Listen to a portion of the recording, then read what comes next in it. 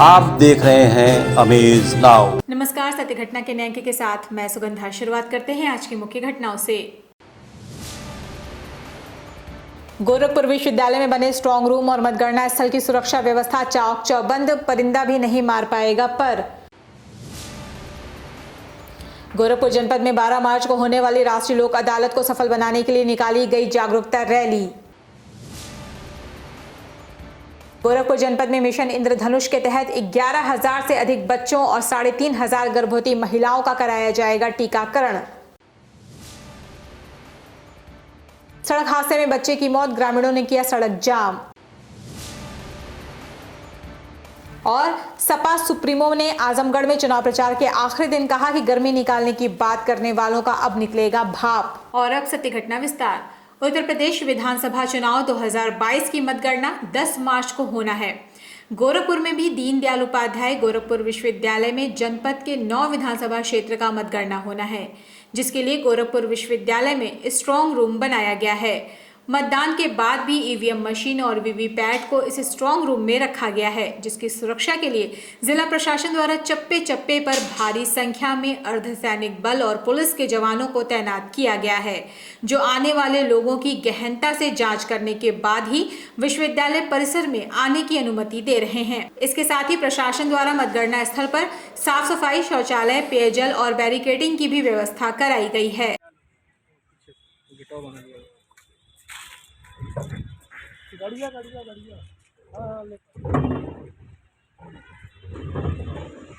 हमारे यहाँ 9 विधानसभाओं की स्ट्रांग रूम विश्वविद्यालय कैंपस में हैं। सभी strong room central paramilitary force को सुपुर्द कर दिए गए हैं, उनकी निगरानी और सुरक्षा में हैं।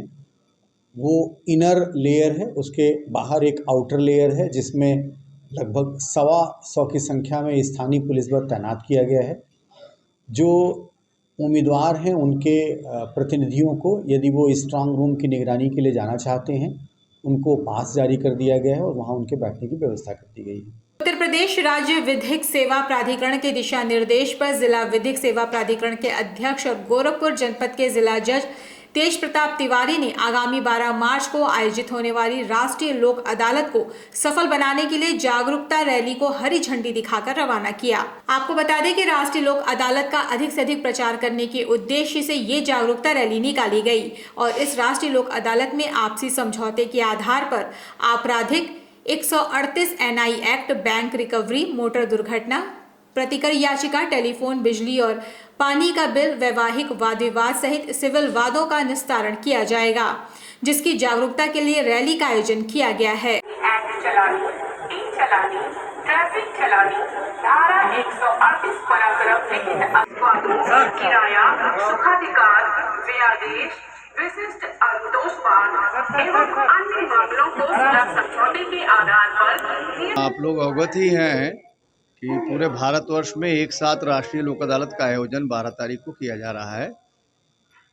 यह राष्ट्रीय लोक अदालत ऐसे छोटे छोटे मामले, शमनीय मामले और प्रत्येक तरह के वाद जो सुलह समझौते से किए जा सकते हैं निस्तारण, उसको निस्तारित अधिकाधिक संख्या में किया जाएगा। गोरखपुर जनपद में मिशन इंद्रधनुष 4.0 का पहला चरण 7 से 15 मार्च तक चलेगा। ये अभियान सिर्फ मतगणना और रविवार के दिन ही नहीं चलेगा।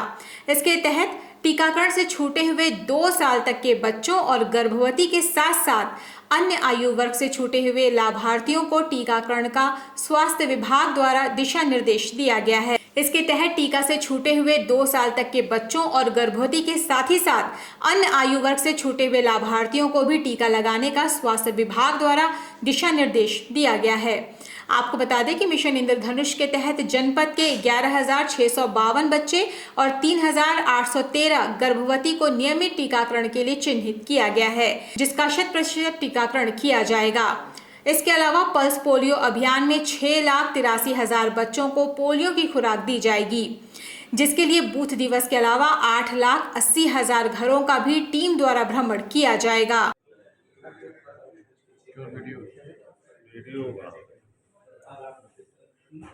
मिशन इंद्रधनुष के परिप्रेक्ष्य में बुलाई है। मिशन इंद्रधनुष जो है 7 तारीख से लेकर के 12 मार्च तक जनपद में चलाया जाएगा इसमें 669 हमारी एएनएम भाग लेंगी, जिनको 182 सुपरवाइजर्स मॉनिटर करेंगे, 3647 आशाएं भाग लेंगी और 2282 आंगनबाड़ी इसमें भाग लेंगे।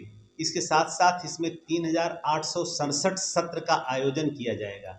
इसमें जो कोविड टीकाकरण के दौरान या कोविड महामारी के दौरान जो हमारे लगभग 11,652 बच्चे छूटे हुए थे और 3,813 गर्भवती माताएं जो टीकाकरण से वंचित रह गई हैं, उनको चिन्हित किया जा चुका है। जो हमारे हाउस टू हाउस सर्वे अभी पिछले माह हुआ था, उसमें चिन्हित किया गया है। उन्हीं का टीकाकरण करने का ये अभियान है।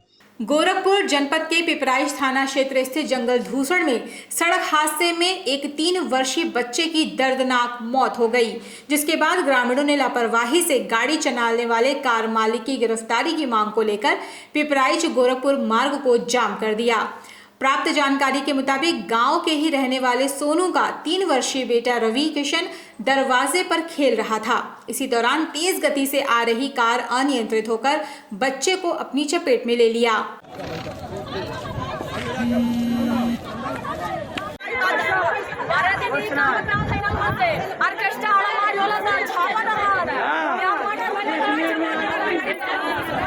अतिरिक्त सेमेस्टर शुल्क लिए जाने के विरोध में गोरखपुर जनपद के डीएवी डिग्री कॉलेज के छात्रों ने छात्र नेता अंकित पांडे के नेतृत्व में अपनी मांगों से संबंधित ज्ञापन कुल सचिव विश्वेश्वर प्रसाद को सौंपा। इस दौरान छात्रों का कहना है कि अतिरिक्त सेमेस्टर शुल्क अगर लेना था तो इसकी जानकारी विश्वविद्यालय के सत्र शुरू होने के पहले क्यों नहीं दी गई।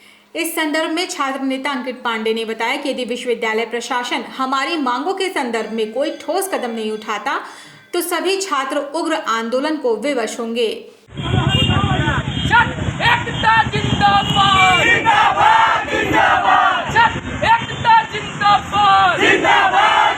गोरखपुर विश्वविद्यालय से संबद्ध रखते हैं। गोरखपुर विश्वविद्यालय के कुलपति द्वारा इस बार जबकि शासन सत्ता ने कहा था कि 2022 में लगेगा सीबीसीएस पैटर्न, गोरखपुर विश्वविद्यालय ने सीबीसीएस पैटर्न इस सत्र में ही लगा दिया। और इन्होंने सीबीसीएस पैटर्न लगाने के बाद ही जब प्रथम सेमेस्टर एग्जाम लिया तो उन्होंने परीक्षा शुल्क के नाम पे 150 फीस लिया। छात्रों ने खुशी खुशी वह शुल्क दे दिया। लेकिन जब अब दूसरी सेमेस्टर एग्जाम आ गया है तो यह शुल्क को बढ़ा के 1450 रुपया कर दिए हैं। छात्र एक स्वर में मांग कर रहे हैं, अगर आपको शुल्क लेना था तो जब महाविद्यालय का सत्र और विश्वविद्यालय का सत्र शुरू हुआ था उस समय शुल्क विवरणिका में इस शुल्क की जानकारी क्यों नहीं दी गई थी। अब कुलपति जी को ज्ञापन सौंपेंगे, ज्ञापन के माध्यम से हम अपनी बात रखेंगे। अगर कुलपति जी नहीं मानते हैं तो हम सारे छात्र गोरखपुर विश्वविद्यालय सहित जिससे इतने संबद्ध विद्यालय हैं, महाविद्यालय हैं, सभी छात्रों से आग्रह करेंगे, एक बड़े आंदोलन को आह्वान करेंगे। बस्ती जनपद के मंडी समिति परिसर में मतदान के दिन ईवीएम और वीवीपैट मशीनों को स्ट्रांग रूम में रखा गया है, जिसकी बाउंड्री के पीछे वीवीपैट की पर्चियां मिलने से हड़कंप मच गया।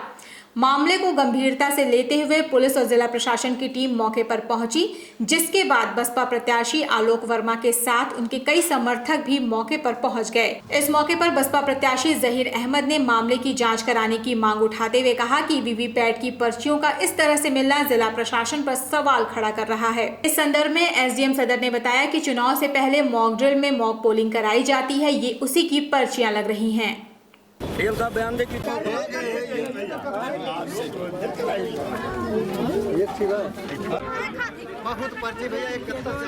यहाँ पे हम लोगों को सूचना मिली कि ढेर सारी पर्चियाँ यहाँ स्ट्रांग रूम के पीछे, ये जो अमौली गांव है, यहाँ पे मिली। तो हमारे कार्यकर्ता हैं, एक सेक्टर अध्यक्ष हैं, उनके माध्यम से हम लोगों को पता चला।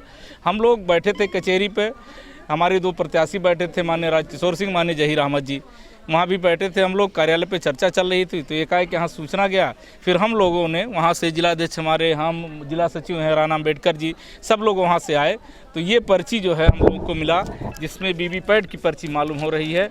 अगर इस तरह से ये बता रहे हैं, जो गाँव के लोग जो बता रहे हैं, उस हिसाब से ढेर सारी पर्चियाँ थी और उसको कुछ लोगों ने जला भी दिया। वहाँ अंदर प्रशासन के ही लोगों ने जलाया है और बच्चों को फिर खदेड़ना शुरू कर दिया। जब ये मामला ऊपर तक तो पहुँच गया, ये सारा पर्ची अभी बता रहे हैं हड़िया चौराहे के पास भी कहीं ले जा करके फेंका गया है। तो अगर इस तरह से ऐसा मिलती है तो प्रशासन ये सवालों को खड़ा करती है और उनको इसकी जाँच कराना चाहिए। देखिए, मेरे पास यहाँ से फ़ोन गया और कहने लगे कि आपके नाम की पर्ची यहाँ पड़ी है, हाथी निशान 4 नंबर यहाँ पर्ची पड़ी हुई है, तो मैं जब सुना तुरंत मैं भागते हुए यहाँ पे आया और यहाँ पे देखा कि बहुत सारे हाथी निशान की पर्चियाँ जो है वीवीएम पैड की वो यहाँ फेंकी गई हैं। मैं पूछना चाहता हूँ डीएम साहब से कि आप डीएम साहब एक बात बताएं, आप बार बार मीडिया में आप बयान देते हैं कि निष्पक्ष चुनाव हो रहा है, निष्पक्ष चुनाव हो रहा है, तो इस तरह से लापरवाही मुझे समझ में नहीं आती। और जनता में ईवीएम पैड को लेके, ईवीएम मशीन को लेके काफ़ी वैसे ही कन्फ्यूजन सबके दिमाग में है, क्योंकि जब मैं गांव-गांव गया था वोट मांगने के लिए तो महिलाएं कहती रहीं कि वोट हम कहीं और देते हैं, मेरा वोट कहीं और कैसे चला जाता है। पूर्व मंत्री और सपा मुखिया अखिलेश यादव ने चुनाव प्रचार में आखिरी दिन आजमगढ़ में ताबड़तोड़ कई जनसभाओं को संबोधित किया।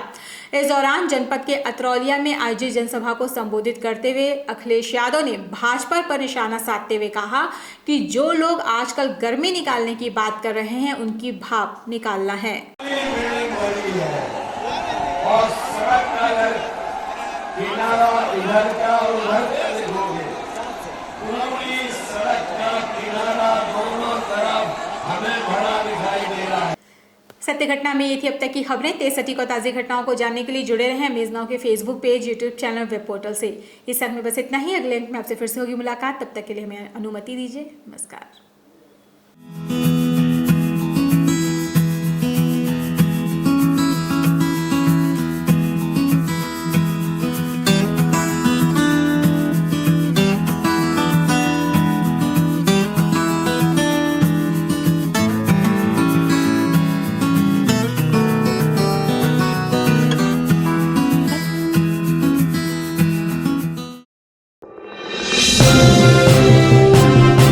आप देख रहे हैं अमेज नाउ।